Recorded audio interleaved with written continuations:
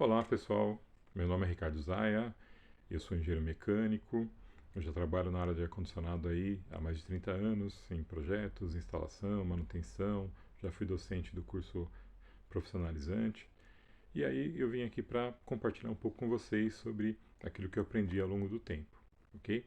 Então, se você tiver interesse em conhecer sobre ar-condicionado, refrigeração, acompanhar os nossos vídeos aqui no canal, que eu vou tratar desse assunto, ok? Se tiver alguma pergunta, alguma dúvida sobre os vídeos, alguma outra coisa que você queira saber, por favor, deixe aí nos comentários e assim que possível eu respondo, tá bom? Bom, para iniciar essa saga, né, eu vim aqui e eu vou fazer aí uns vídeos relacionados a um assunto chamado psicrometria, que é o estudo das propriedades do ar, ok? E para iniciar esse estudo de psicrometria, eu vou fazer o primeiro vídeo aqui que trata do conceito de umidade relativa, legal? Então, para saber o que é umidade relativa, primeiro a gente tem que saber o que a gente vai tratar, né? Então, a umidade relativa é um conceito, geralmente o pessoal quer saber bastante por causa da previsão do tempo, né? O pessoal relaciona ali a umidade relativa aí com os estados térmicos de frio e calor, né? Então, para começar a entender isso daí, primeiro vamos falar do conceito, tá bom? Então, o que é umidade relativa?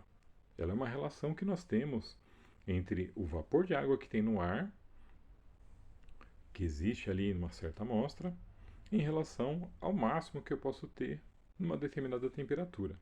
Ok? Essa é a comparação. Dependendo das condições, eu posso ter ali 30 gramas de vapor de água para cada quilograma de ar seco, posso ter 40 gramas. Né? Então veja que a quantidade de vapor de água é bem maior do que a de ar seco. Opa, contrário, né? A quantidade de ar seco é bem maior do que a quantidade de vapor de água, tá?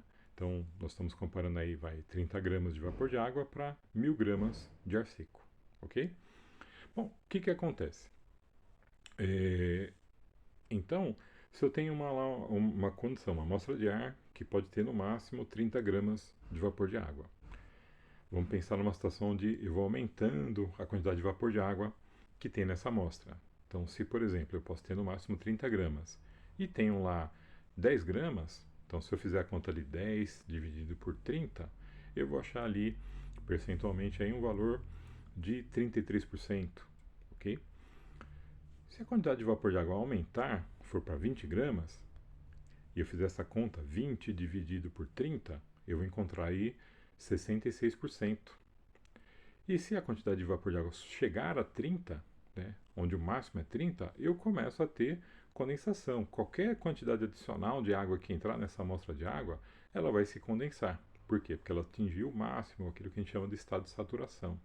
Qual que seria essa condição de saturação? Seria a condição, por exemplo, da serração. Lembra lá, a avó falava muito disso, né? Não sai na serração, né? Porque é aquela condição onde a gente vê ali a névoa. Né? Onde que eu consigo ver isso também? Numa sauna a vapor. Se estiver na sauna a vapor, você vai ter ali uma condição de saturação, 100% de umidade relativa. Aí geralmente a pessoa pergunta, mas eu só nessa condição de 100% que condensa? Não. Eu tenho várias situações onde eu tenho condensação que é quase espontâneo. Se você, por exemplo, pegar ali uma garrafinha com água gelada e colocar sobre a mesa, você vai perceber que depois de um tempo acontece uma condensação em volta ali da garrafa. Por que isso aconteceu?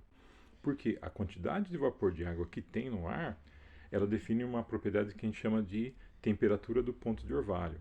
Essa temperatura do ponto de orvalho é a temperatura mínima na qual eu posso ter uma superfície sem condensação. Qualquer superfície que estiver abaixo dessa temperatura do ponto de orvalho, ela vai condensar, ok? Então, isso a gente consegue determinar, a gente faz uns cálculos e determina qual é essa temperatura do ponto de orvalho. Se você quiser saber sobre isso, nos próximos vídeos eu vou abordar esse assunto. Então, acompanhe os vídeos no canal que você vai entender, tá bom? Então, resumindo aqui, ó, o que é a umidade relativa? É a relação que eu tenho entre o vapor de água que tem numa amostra de ar e o máximo que eu posso ter a uma determinada temperatura, ok? Então, esse máximo que eu posso ter Quem define é a temperatura. Se eu tenho lá 10 graus, eu vou ter uma quantidade de vapor de água máximo ali. Se subir para 20 graus, eu vou ter uma quantidade maior. Se subir para 30, eu tenho uma quantidade máxima maior. E aí, em função do que estiver dentro da amostra, isso vai me definir a umidade relativa. Então, como eu falei, aqueles exemplos, se eu tenho 10 gramas, no máximo de 20, eu tenho 50%. Se eu tiver ali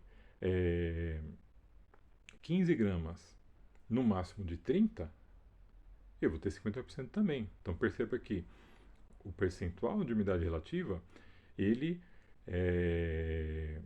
vai variar a quantidade total de vapor de água que tem na amostra de ar. Isso é uma coisa que torna a coisa muito interessante, né? Então, é uma coisa que para saber disso a gente tem que estudar psicometria para poder entender, tá?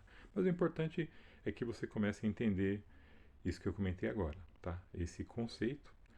Se te fica alguma dúvida, por gentileza, pessoal, manda aqui nos comentários e se eu vou responder assim que possível, tá bom? Pessoal, muito obrigado.